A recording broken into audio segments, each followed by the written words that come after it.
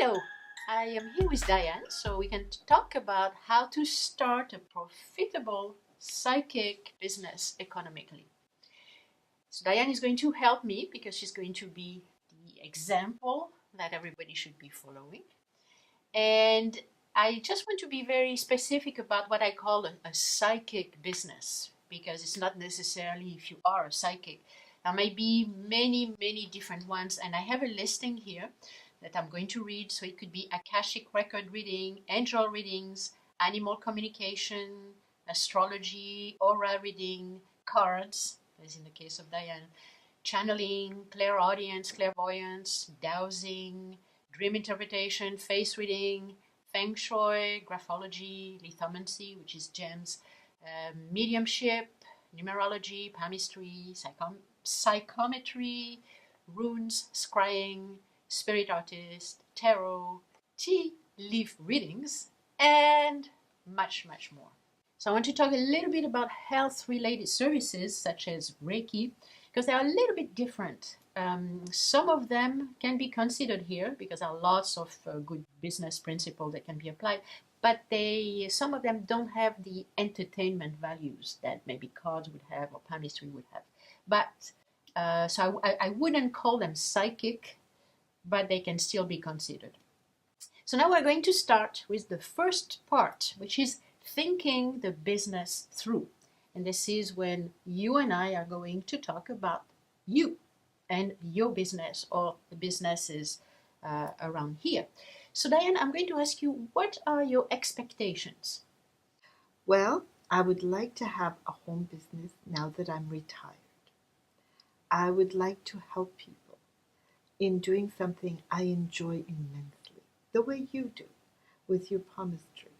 I think you inspire a lot of people to take a more creative and entertaining aspect to something that they can also make some money, as I'm looking forward to doing in my retirement. This is excellent, because this is what the three motivations you may want to have for the type of psychic business. The first one is you need to want to help people because this is really why we do what we are doing. The second one is you want to have fun. And when I mean we want to have fun, I mean we would be willing to pay in order to do what we are doing because we like it so much. And the third one, of course, is to make a little bit of money doing that. Well, when I was doing it, I've been doing this for over 35 years without making money, of course, because it never entered my imagination to do it that way. It was more something I enjoyed doing, and my friends enjoyed me doing it. And of course, it was entertaining because people would ask me at their parties, "Oh, can you bring the cards?" And of course, I would, but then I'd wind up doing that all night because people enjoyed it. So when I looked to do something, now that I'm retired, I wanted to do something I was good at. And through other people who have told me I'm good, I think I am. Good. Yes, I think you are because I am one of your customers. Well, thank you. Now, regarding the time frame, and I'm just going to explain something here. A lot of the time when we set a business, we think, okay, I have to make money by 2 years, 3 years, 5 years. For this kind of thing, a lot of the time it's going to be more like a side business. So don't expect, it's not a get rich quick theme. Oh, I don't expect that. Oh, okay, this is good. No, and this is something I would just like to do in my retirement as, well, the profit becomes a secondary thing. Exactly. Yeah. It's like my guy. He could be out there playing golf, but he likes to sell things on eBay. And so he says his hobby is profitable. And that's what I'd like to have. I'd like to have a hobby that's profitable. This is perfect. But the profit is the energy exchange actually should always be there. Yeah, and I'm sure a lot of people will agree with you. So time frame, basically don't set a time frame. It's not going to require a lot of money, and I'm going to tell you because I'm cheap. And I'm going to show you how you can start with very, very little money, so that you don't have like a big investment and you hope it's going to actually pay. Just let it happen. We're going to put everything into it, and then you just let it happen. Okay? Wonderful. Good. So now let's talk a little bit more about you. And this is a kind of exercise that everybody should be doing. We're going to talk about experience. I'm going to ask you, how long have you been practicing and how much do you know? My mother used to do this. And as far as I know, her mother used to do it as well. So when my mother was finally ready through an illness to give it up, she offered me the cards. She said, "Do you want to carry on?" And I said, "Sure, if you want to teach me." And she said, "Grab the cards." And she said, "No. Wow. If you don't know, don't do it." So I grabbed the cards, and then they sat in my house for a very long time because I kept thinking, do I know how to do it? Do I know how to do it? And then when I thought I was ready, the first person that I read was my neighbor. Okay. My neighbor who I used to meet at the park with her 2 children and my child. And we sat down and she wanted to. And I love that she had the curiosity and the enthusiasm. And so I started reading and I thought, oh, this is all wrong. And inside I thought, well, I don't know how to do this. And she noticed, she said, "What's wrong?" And I said, well, I can't be doing this right because I see you're getting married and I have no divorce card. So I'm doing something wrong. And I was just about to close it all when she said, "Oh no, continue." Well, it turned out I didn't know this, but my neighbor wasn't married. She had 2 children with a man who was just leaving his wife. Okay. And she was looking forward to getting married. Mm-hmm. And then, well, make a long story short, I had the same experience shortly thereafter with another so-called friend that I didn't know also wasn't married. And here I'm telling her the same thing. And I thought, oh, this can't be. This just can't be. And that was encouragement for me. Mm-hmm. That was confidence building. And it was like my mother said, Okay. you can't do it unless you know what you're doing. So this is a fantastic story, and I think you should write something about it and put it on your website whenever you have a website, because I'm sure a lot of people would like this story. And you're going to help me with that, I hope. Our website will be part of this how wonderful you presentation. So just to summarize, how long have you been practicing your trade? Well, my children, they're in their 30s, so I would say well over 35 years. Okay. So this is something important to know, how long you have been practicing and how much you know, because what happened a lot of time, people take a course, and they do maybe a weekend course or maybe a week-long course, and then right away they say, okay, I am a card reader, I am whatever runes reader, and unfortunately they're not, because they don't have the experience. And as you mentioned, what we need to do is to practice first with our family, our friends, our neighbors. We do it free. Mm-hmm, and let's say we've been taking a course. We do it for maybe 3 months or a year or 2 years or 3 years. Like, I think it took me about 5 years to start charging for my services because I really wanted to be good at it. Mm-hmm. So that is one of the things. If you just took a course, just practice, just give free session, free reading, until you feel really comfortable. Mm-hmm. That's why, like, your story was really, really interesting, because I'm sure it gave you a lot of credibility, a lot of like feel good feelings, because at least you were right. Well, it did, and most of the time people would be too scared if I just came out and said, well, I get a sense that you are going this way or you're doing this. They would be shocked reject and not very willing to accept. But with cards, it's different. I can say, well, the cards have just told me. And It's so, not me, it's the cards. and I like that. And through the years, I've come to understand it. Good. So now we talk a little bit about the financial investment, very, very briefly, because as I mentioned, don't invest too much. Like I've seen so many people who are fooled by advertising, compelling advertising. They say, yes, if you just do that, your business is going to be created in 3 months and you are going to make $100,000 the first year and then $1 million in 5 years. Well, don't believe that, okay? We are going to start, as I said, little by little with very, very little investment. I trust your knowledge. I do. Good. So Diane, what I'm going to ask you to do on a piece of paper is what makes you special. And I would like everybody to do it. So what is your ethnic background? It's hard for a French person. Language. Do you speak more than one language? Is this a talent from your family, like a gift that is passed from generation to generation? How many years of experience you have? What type of results you have achieved? Do you have any interesting stories like the one you have mentioned? Have you done any session with any famous client?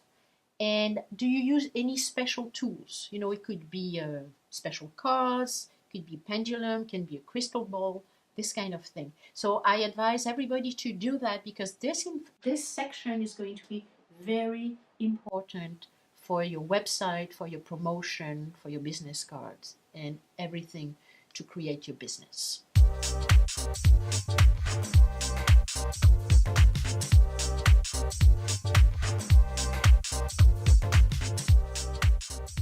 Diane, what is your ethnic background?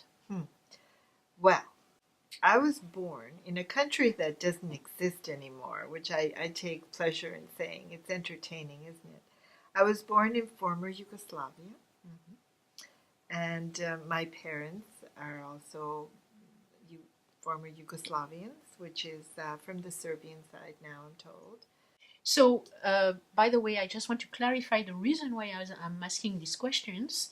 It's because when you write your biography on your website, then you are going to use this important information, and we're going to see which ones are more important to mention.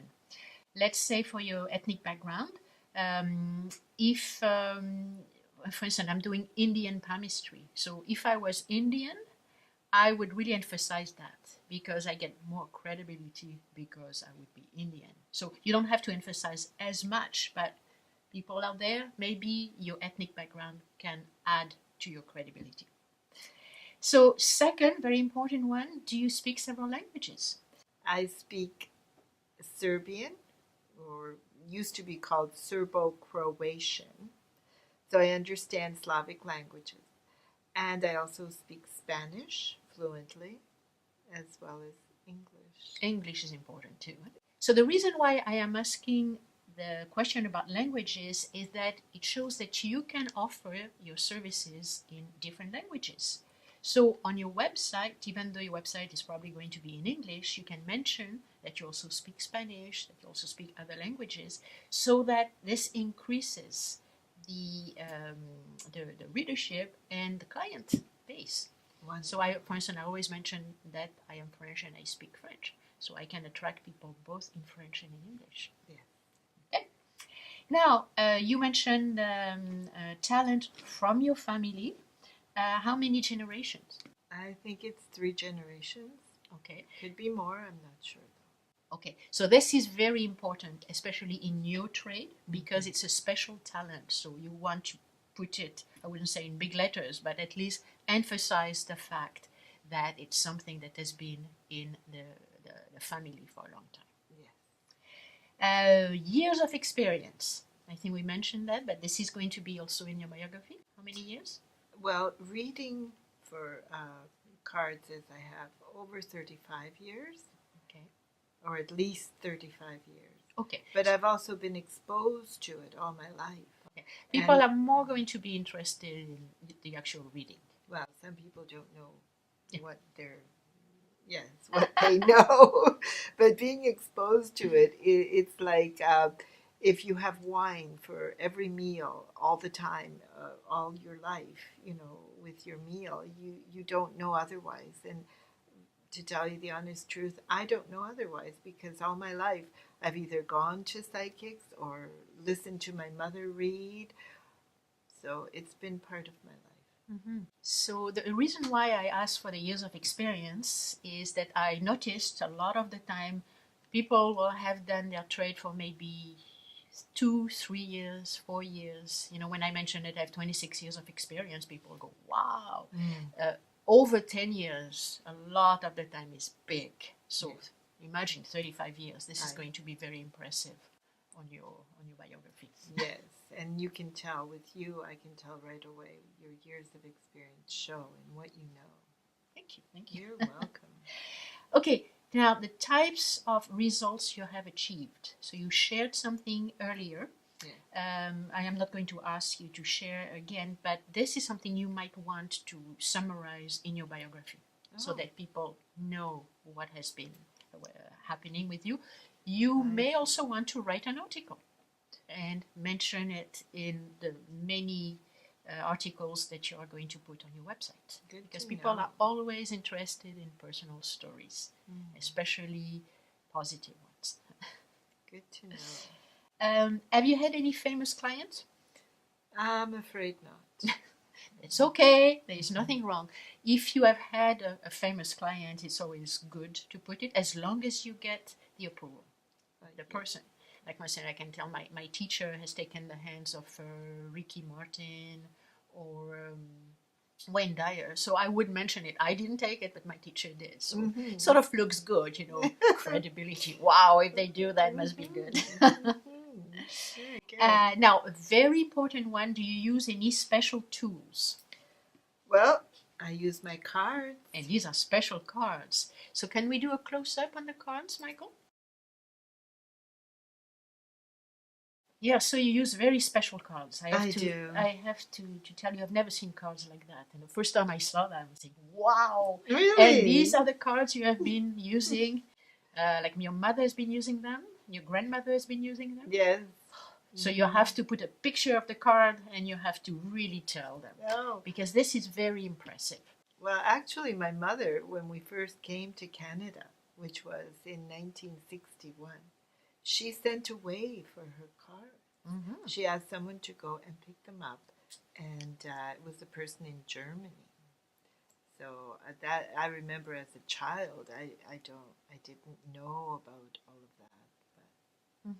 So any special tool that you have, like let's say if you lose runes, if you lose cards, tarot cards, a pendulum, a special pendulum, crystal ball, or anything like that, mention it. Like I have a whole video on my website about the handprints that I use and how to take handprints and all that. Because again, it's something that you do and not everybody does. Oh, I know. So and when that's you why did it's my so palmistry, it was so interesting. Yeah. Oh, yes. So any special tool would be really important to mention and to really show on your website.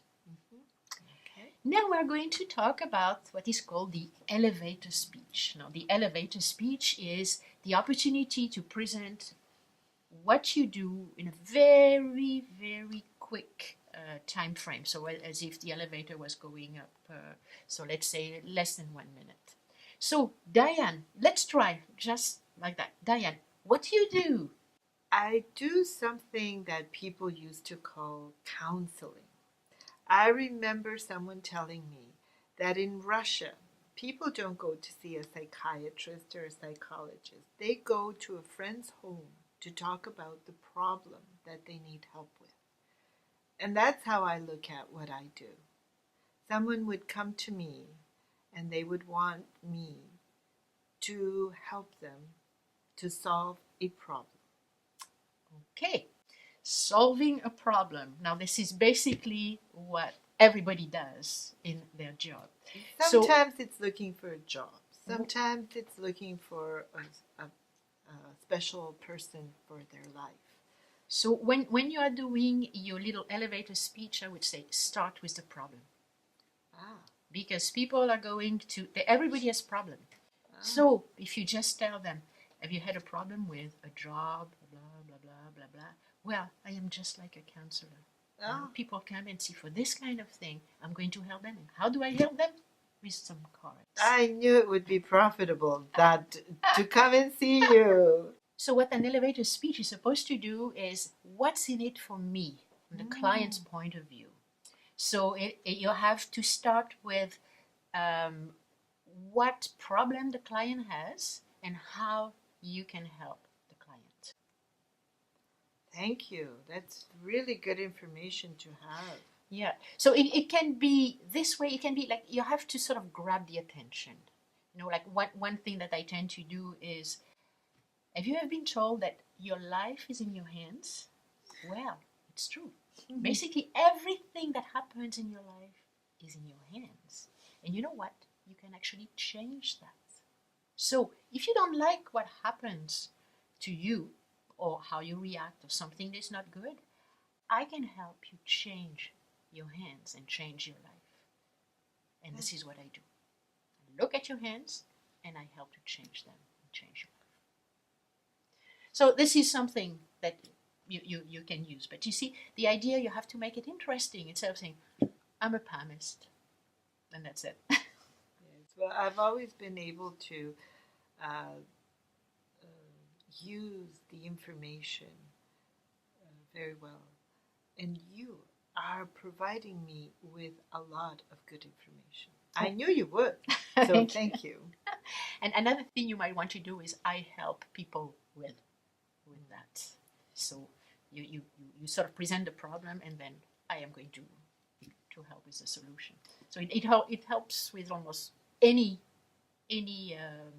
business. Mm-hmm. You help people. How do you help people? Mm-hmm. Any dilemma. Exactly, yes. Because we have problems. I hear you. Okay, now the last part of the thinking the business through is define your ideal client. Oh dear. Oh. Now I am going to talk a little bit about that because this is an exercise I did a few years ago, and it really changed my life. No because kidding. what you do, you list, like you think of somebody or several people, but the ones where you really felt that you helped them and they were so wonderful that you want to attract them. So you list the qualities, the values, the personal characteristics, maybe the type of problem they have, maybe the type of money they have. Do you want somebody who is not going to be able to pay for your services, or do you want somebody who is going to really believe in the fact that you can help them, so they are going to invest in themselves? This kind of thing. And once you know what your ideal client is like, and it's sort of a general, like you may think of somebody in particular, but then after you try to see, okay, what qualities does this person have, or what do they, what are they looking for? How are they with themselves? And once you know what type of client you want to attract, then it's easier to know where you are going to find your clients.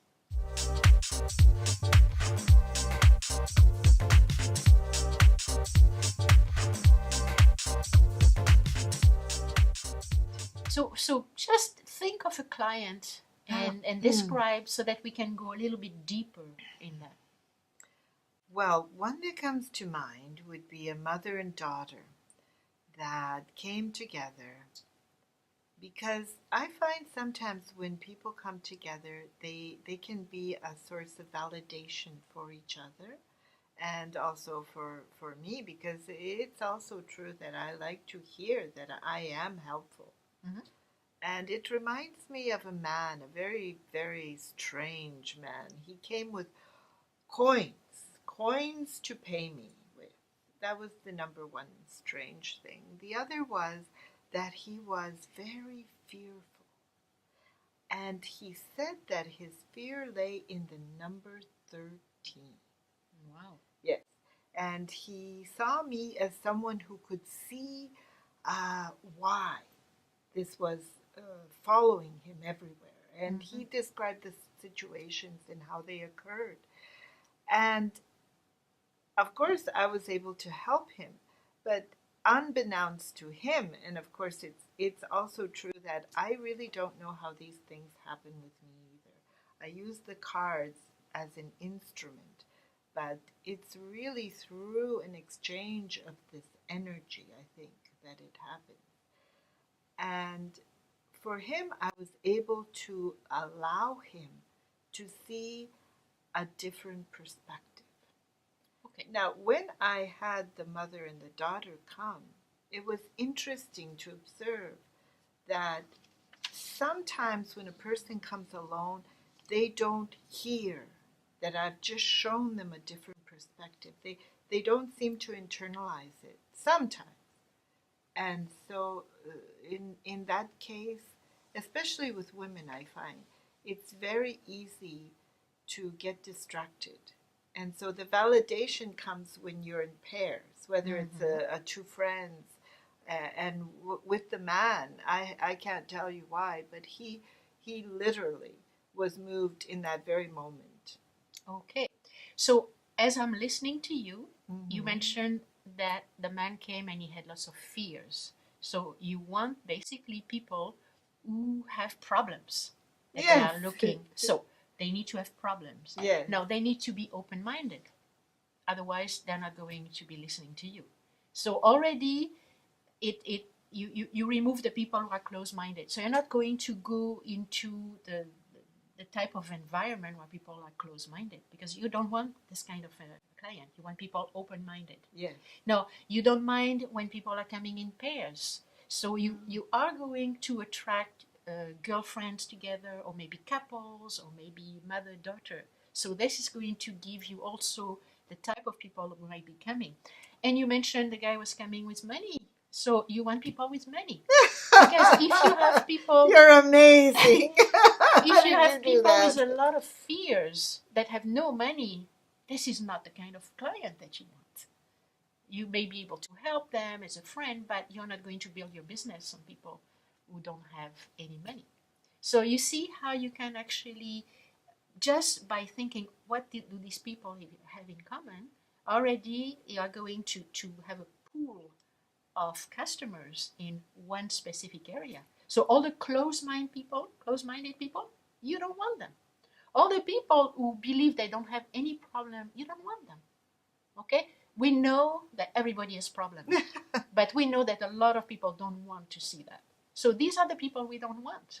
Okay? We want the ones that are ready to deal with their problems. Okay? That's very interesting. So, you know, I'm going to ask you, and I ask everybody to do the same. Do this exercise again, and see, maybe like after sleeping tonight, you're going to think of somebody else, and you put it on the list, and then you see, okay, what do they have in common? What do I want? It's very good to talk to you. You know, I am glad. I know how to do what I'm good at, which is my card reading. But when I think about making a business of it, I'm so glad I came to you, because that's something I've never had reason to be knowledgeable about. And yet you have, and you have really grasped the whole concept. Thank you. I just want to emphasize a little bit like what I found with my when I did this exercise.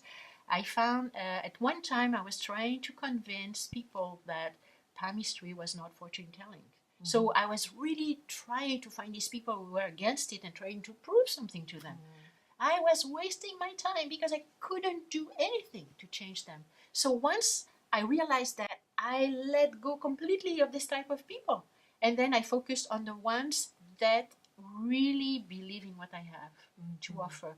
The other thing, so for some time I was attracting people who are just interested in fortune telling. So the fortune telling people, all they want is for them to know that they are going to be lucky, that are going to find the love of their life and all that. They're not willing to do anything. It's not the type of people I want. I want people who are going to invest in themselves. They are coming to see me so that I tell them, okay, if you want to change, this is what you have to do this differently. So the people who just came and say, no, I just want some fortune telling, and I could feel it. I would say, I'm sorry, this is not the kind of service that I offer. For me, I am just going, I want you to participate in your growth. So once I realized that, wow, it was so much easier to advertise my services, to go to groups that would be open. That's why I like people who go to fairs, people who are looking for something specific on the net. And then I'm ready. Yes, I'm ready to do that. And the way you present yourself is going to be totally different, because you first, you know, from your elevator speech, okay, what am I doing, and who is going to actually get the best, the most of what I have to offer. Okay? Okay. Good. So this concludes our first section, which was thinking the business through.